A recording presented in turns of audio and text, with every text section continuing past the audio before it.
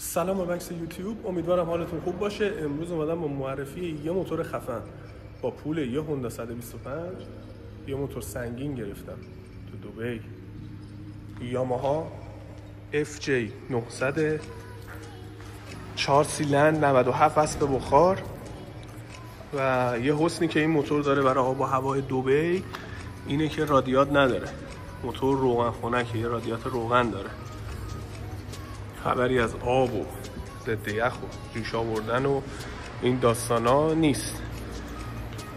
یه موتور تورینگ و سیستم انتقال قدرتش هم بهتون نشون بدم. خیلی جالب بود واسه خودم اینکه گاردون داره. خبری از زنجیر و این داستانا نیست. این موتور رو من گرفتم 5000 درهم، یعنی یه چیزی هلوش 110 میلیون 100 میلیون. فکر می‌کنم که الان یه دونه طرح هوندا 200 سی سی 250 سی سی 90 میلیون باشه. واقعا هم تمیزه، بدون روغن ریزی، بدون روغن سوزی، هیچی. تازه تستای معاینه فنیش هم گرفته. اینجا تو دبی یه وسیله نقلیه، وقتی تستای معاینه فنی رو پاس میکنه یعنی هیچ مشکلی نداره، هیچی از نظر لاستیک، ترمز، موتوری، روغن ریزی، هیچی. این موتور تو دسته موتورهای ترافل و تورینگ قرار میگیره. منم واسه همین گرفتمشون. اینجا به اون صورت ترافیک سنگین نداره و شما نمیتونین مثلا تهران از لای ماشینا رد بشین، جریمه داره.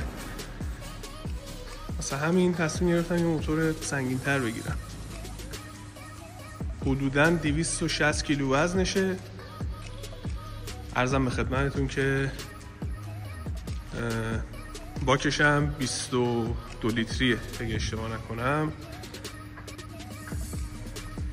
من خودم عاشق کیلومتر شدم. یه کیلومتر کلاسیک با اون ساعت باحال و همه چیش هم کار میکنه بعدش. خب مدل این موتور 2006. این موتور تو خیلی از کشورها از جمله آمریکا موتور پلیس بوده. کشورهای اروپایی، آمریکا، همینجا تو دبی موتور جزو موتورهای پلیس بوده. موتور قدرتمندیه، خوبه، سنگینه، خیلی سنگینه. 260 کیلو واقعا واسه یه موتور 900 سی سی زیاده. بریم ما هم روشنش کنیم. برم روشنش کنم، بنوازم استارت رو کیف کنیم.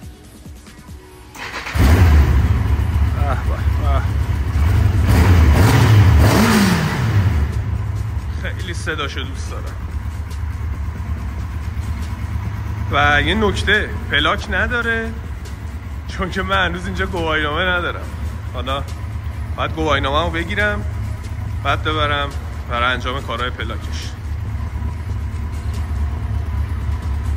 یه سری ترکبند و باکس هم این بغلاش بوده که حالا مالک قبلیش گفت من خودم باز کردم. من دوست داشتم اونا باشه ولی خب نداشت که بهم بده، گفت انداختمشون رفته.